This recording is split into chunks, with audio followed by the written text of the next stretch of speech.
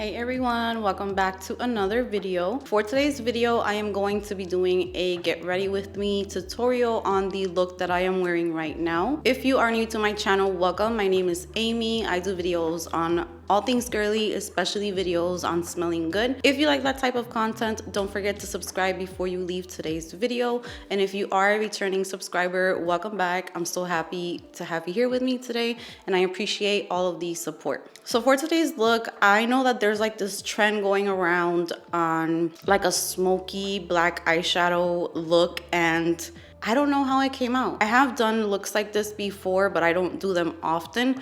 But I think it came out really nice. So it's just very simple to do. You don't have to do a wing liner, nothing like that. I'm gonna show you how you can achieve this look. So yeah, I hope that you guys like it. And if you would like to achieve this look, then just keep on watching.